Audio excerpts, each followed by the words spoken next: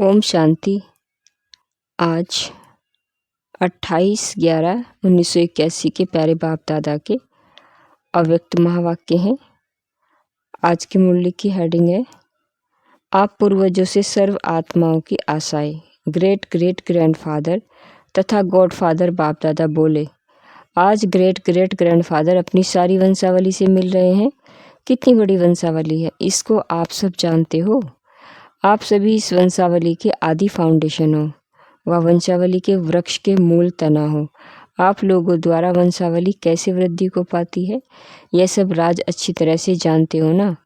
किसी भी आत्मा को देखते हो व संपर्क में आते हो तो यह स्मृति में आता है कि सर्व आत्माओं के हम पूर्वज हैं। वह सारे वृक्ष की शाखाएं उपशाखाएं सबके मूल आधार हैं, अर्थात फाउंडेशन है। यह स्मृति सदा इमर्ज रूप में रहती है। इस श्रेष्ठ स्मृति से स्वतः ही समर्थ स्वरूप हो ही जाएंगे। अगर तना अर्थात मूल फाउंडेशन कमजोर होता है तो सारा वृक्ष कमजोर बन जाता है। तना शक्तिशाली है तो वृक्ष भी शक्तिशाली है। सारे वृक्ष के हर पत्ते का संबंध बीज के साथ साथ तना से भी होता है। बीज की शक्ति तना द्वारा ही शाखाओं उपशाखाओं को पहुँचती है। तो आज आपकी सर्ववंशावली को आप पूर्वजों द्वारा व मूल आधार द्वारा कौन सी शक्ति चाहिए? सर्व आत्माएं आप पूर्वजों का किस आशाओं से याद कर रही हैं? कौन सी शुभ चाहना आप मास्टर दाता वरदाताओं द्वारा चाहते हैं? सर्व आत्माओं की अर्थात अपनी वेद की वंशावली के शुभ संकल्प व इच्छाओं को जानते हो। आप सर्व आत्माओं का एक ही आवाज़ सुनने में आ रहा है। सबका एक ही आवाज़ है, 2 घड़ी के लिए भी सुख और चैन से जीना चाहते हैं। सारी दुनिया में सब और सुख और चैन चाहते हैं, बेचैन हैं। संपत्ति और साधन होते हुए भी सुख और चैन की नींद आंखों में नहीं है। आजकल मेजॉरिटी सच्चे सुख और शांति के व सच्ची खुशी के प्यासे होने के कारण रास्ता ढूंढ रहे हैं। अनेक अल्पकाल के रास्ते अनुभव करते संतुष्टता ना मिलने के कारण अब धीरे धीरे उन अनेक रास्तों से लौट रहे हैं। यह भी नहीं, अब नीति नीति के अनुभव में आ रहे हैं। अभी सही रास्ता कुछ और है, ऐसी अनुभूति करने लगे हैं। ऐसे समय पर आप पूर्वजों का कार्य है ऐसी आत्माओं को क्षमा बन रास्ता दिखाना, अमर ज्योति बन अंधकार से ठिकाने पर लाना। ऐसे संकल्प आते हैं। यह स्मृति रहती है कि हम पूर्वज आत्माएं सर्व वंशावली के आगे जो करेंगे वही सारे वंशावली तक पहुंचता है। आप पूर्वजों की वृत्ति विश्व के वातावरण को परिवर्तन न करने वाली है। आप पूर्वजों की दृष्टि सर्व वंशावली को ब्रदरहुड की स्मृति दिलाने वाली है। आप पूर्वजों की बाप की स्मृति सर्व वंशावली को स्मृति दिलाएगी कि हमारा बाप आया हुआ है। आप पूर्वजों के श्रेष्ठ कर्म वंशावली को श्रेष्ठ चरित्र अर्थात चरित्र निर्माण की शुभ आशा उत्पन्न करेंगे। सबकी नज़र आप पूर्वजों को ढूंढ रही हैं। अब बेहद की स्मृति स्वरूप बनो तो हद की व्यर्थ बातें स्वतः ही समाप्त हो जाएंगी। उल्टे वृक्ष के हिसाब से बीज के साथ तना भी ऊपर ऊंचा है। डायरेक्टर बीज और मुख्य 2 पत्ते त्रिमूर्ति के साथ समीप के संबंध वाले तना हो। कितनी ऊंची स्टेज हो गई। इसी ऊंची स्टेज पर स्थित रहो तो हद की बातें क्या अनुभव होंगी, बचपन के अलबेलेपन की बातें अनुभव होंगी। अपने बेहद के बुजुर्गपन में आओ तो सदा सर्व अनुभवी मूर्त हो जाएंगे। जो बेहद के पूर्वजपन का ऑक्यूपेशन है उसको सदा स्मृति में रखो। अब कितना कार्य रहा हुआ है सदा यह स्मृति में रखो। लेकिन सारा कार्य सहज संपन्न कैसे होगा? जैसे आपकी रचना साइंस वाले विस्तार को सार में समा रहे हैं, अति सूक्ष्म और शक्तिशाली साधन बना रहे हैं जिससे समय, संपत्ति और शस्त्र कम से कम खर्चा हो। पहले विनाश के कार्य में कितनी बड़ी सेना, कितने शस्त्र और कितना समय लगता था, और अब विस्तार को सार में लाया है ना। ऐसे आप मास्टर चेता बन स्थापना के कार्य में ऐसे सूक्ष्म द्वारा निमित्त स्थूल साधन कार्य में लगाओ। नहीं तो स्थूल साधनों के विस्तार में सूक्ष्म शक्ति गुप्त हो जाती है। स्थूल साधन का विस्तार ऐसे वृक्ष का विस्तार बीज को छुपा देता है, वैसे सूक्ष्म शक्ति की परसेंटेज गुप्त हो जाती है। आप पूर्वज आत्माओं की अलौकिकता सूक्ष्म शक्ति है जो सब अनुभव करें कि पूर्वजों द्वारा कोई विशेष शक्ति उत्पन्न हो रही है। वंशावली आप आत्माओं द्वारा कोई नवीनता चाहती है। साधनों की शक्ति, वाणी की शक्ति है तो सबके पास है, लेकिन अप्राप्त शक्ति कौन सी है? वह है श्रेष्ठ संकल्प की शक्ति, शुभवृत्ति की शक्ति, स्नेह और सहयोग की शक्ति। यह किसके पास नहीं है? तो हे पूर्वज आत्माएं, अपनी वंशावली के प्राप्ति के आशाओं के दीपक जलाए यथार्थ मंजिल तक लाओ। समझा क्या करना है? जो लोग करते हैं वह किया तो क्या किया, तो अल्लाह लोग हो, आप तो अल्लाह लोग हो, न्यारे लोग हो। अभी वाणी के बॉम्ब्स फेंकते हो, लेकिन अभी बेबी बॉम्ब्स हैं। अभी प्राप्ति की अनुभूति के बॉम्ब्स चलाओ, जो सीधा जीवन परिवर्तन कर दे। दिमाग तक तीर लगाएं, दिल का तीर नहीं लगाया है। आगे क्या करना है वह प्लान तो देना पड़ेगा ना। अभी मुख का आवाज़ निकलता है कि अच्छा कार्य कर रहे हैं, लेकिन दिल से आवाज़ निकले कि यही एक मार्ग है। मुख का सौदा करने वाले बहुत होते हैं, दिल से सौदा करने वाले कोटों में कोई होते हैं। लेकिन आप सभी दिल वाला के बच्चे हो, दिल से सौदा करने वाले हो, दिल से सौदा कराने वाले हो। तो अब क्या करेंगे? ऐसा शक्तिशाली सेवा का चक्र चलाओ जो सर्व आत्माएं अपने पूर्वज को पहचान प्राप्ति के अधिकार को प्राप्त कर लें। कुछ सुना अच्छा सुना, इसके बदले कुछ मिला, ऐसे अनुभूति करें। समझा? सुनाते अच्छा है, नहीं बनाते अच्छा है। कम खर्चा, कम शक्ति, कम समय, इसी विधि से सिद्धि स्वरूप बनो। पंजाब का जोन है ना, पंजाब को क्या बनाएंगे? ऐसी कुछ नवीनता करके दिखाओ। अनुभव कराना अर्थात वारिस बनाना। अच्छा सुनने वाले, अच्छा कहने वाले, वह हो गई प्रजा। अब चाहिए वारिस क्वालिटी। एक वारिस के पीछे प्रजा तो आप ही आ जाएगी। पंजाब क्या करेगा? क्वांटिटी नहीं बढ़ती तो क्वालिटी तो निकाल सकते हो। क्या करेंगे? अभी वारिस क्वालिटी चारों ओर कम है, तो पंजाब इसमें नंबर 1 हो जाओ। कोई क्वांटिटी में नंबर 1 तो कोई क्वालिटी में नंबर 1 हो जाओ। समझा? पंजाब वाले क्या करेंगे? क्वालिटी वाला एक और क्वांटिटी कितनी होगी? क्योंकि एक क्वालिटी वाला क्वांटिटी को स्वतः ही ले आता है। उनके नाम से आपका काम हो जाएगा। यह तो सहज है ना। अच्छा, आज पंजाब और मधुबन का टर्न है। पंजाब वाले सबको मधुबन में आकर सरेंडर कराएंगे। पंजाब से नदियाँ निकलेंगी और समाएंगी कहाँ? मधुबन है ही सागर का कंठा। तो पंजाब और मधुबन का मेल हो गया। विशेष चरण पंजाब का है, इसलिए पंजाब को कह रहे हैं। बाकी तो सब आ गए ना, उसमें मधुबन में तो सब आ गए। सबको किस में समाना है? मधुबन में ना। अच्छा, चारों ओर के सब पूर्वज आत्माओं को सदा सर्व की आशाएं सदा काल के लिए पूर्वज करने वाले, अप्राप्त आत्माओं को बाप दादा की अंजलि की अनुभूति करने वाले, शर को अनेक रास्ते से निकाल एक रास्ते पर लाने वाले, ऐसे सर्व आत्मा को मूल आधार सदा एक बाप के अधिकारी बनाने वाले, ऐसी श्रेष्ठ पूर्वज आत्मा को बाप दादा का याद प्यार और नमस्ते। हम बच्चों की भी प्यारे बाप दादा को नमस्ते बाबा, नमस्ते। सुना तो बहुत है, विशेषता है स्वरूप बनाना। जितना स्वयं सर्व प्राप्ति स्वरूप होंगे उतना सर्व को प्राप्ति स्वरूप बना सकेंगे। आजकल सर्व आत्माएं पाना चाहती हैं, ना कि सुनना। जब पा लेते हैं तभी खुशी से यह गीत गाएंगे कि पाना था वो पा लिया। जैसे आप लोग यह खुशी का गीत गाते हो ना, पा लिया, ऐसे अन्य आत्मा भी यह खुशी का गीत गाएंगी। वर्तमान समय आत्माओं को वर्तमान समय आत्माओं को यही आवश्यकता है। जो आवश्यकता है उसी को पूर्ण करना, यही आप श्रेष्ठ आत्माओं का कर्तव्य है। इसी कर्तव्य में सदा अनुभवी मूर्त अनुभव कराते चलो, यही चाहते हैं ना। इसी चाहना को पूर्ण करने वाले अर्थात सर्व को तृप्त आत्मा बनाने वाले, तो सदा तृप्त आत्मा हो, सदा सर्व खजानों से संपन्न होगा, वही तृप्त होगा।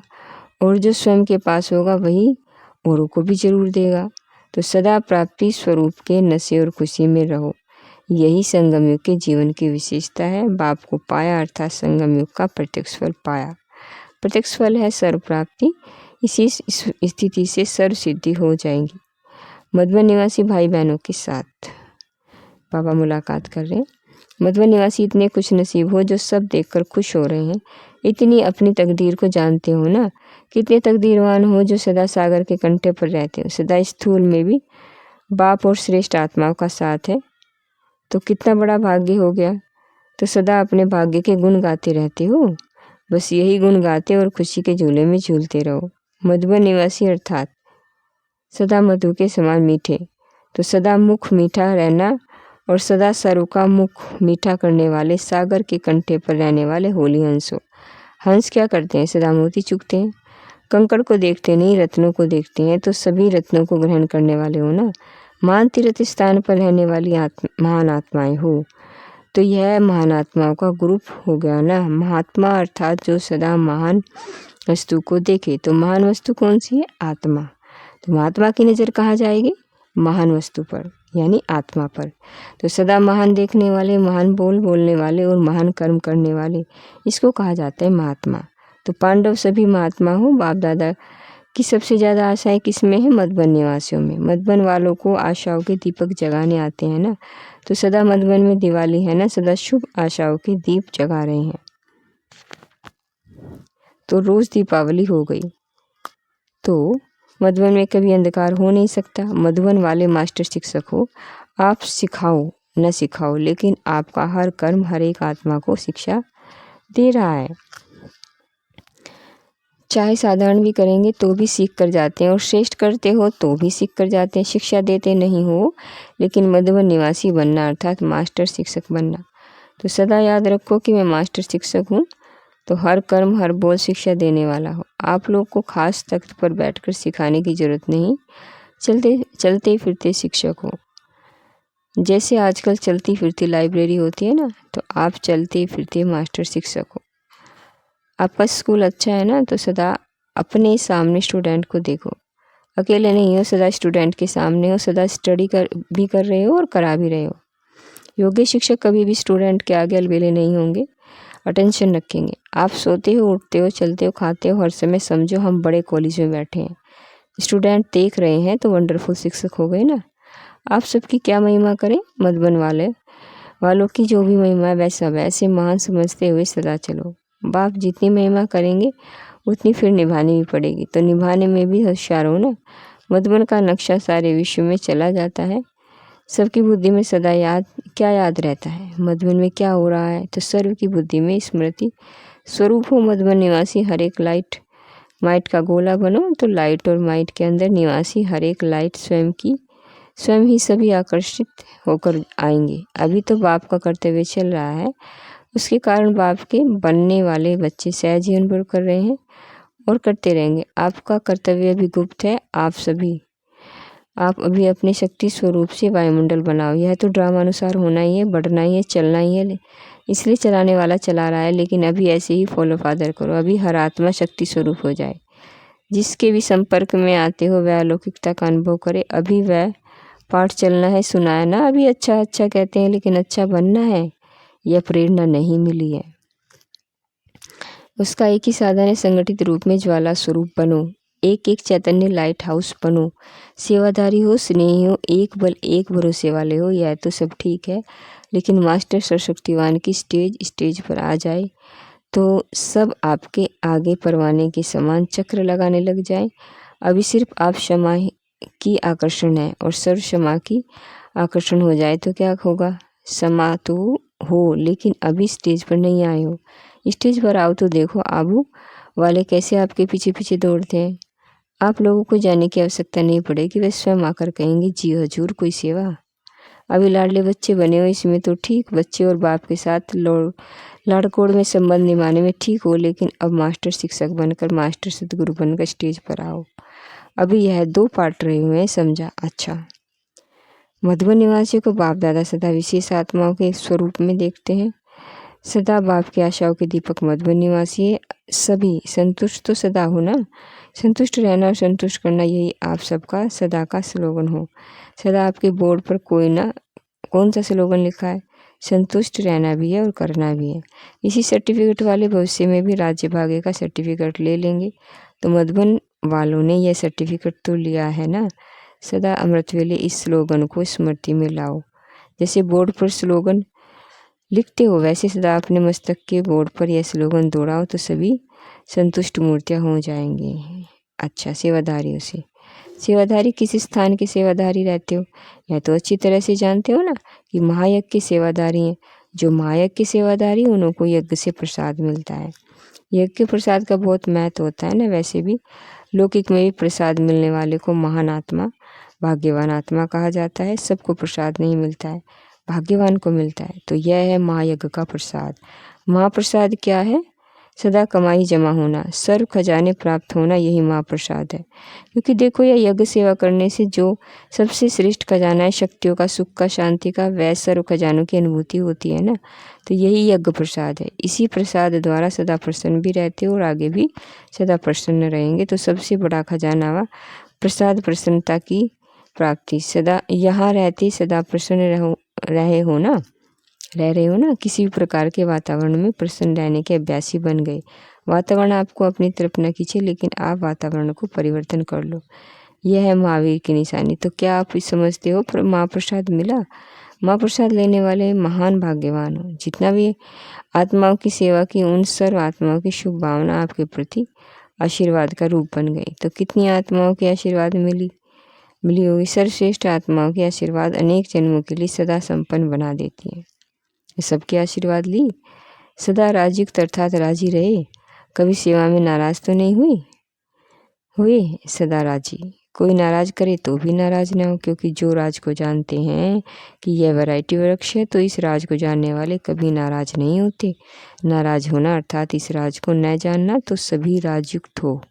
सेवा का चांस मिला अर्थात लॉटरी का लक्की नंबर खुल गया। सेवाधारी अर्थात लक्की नंबर वाले।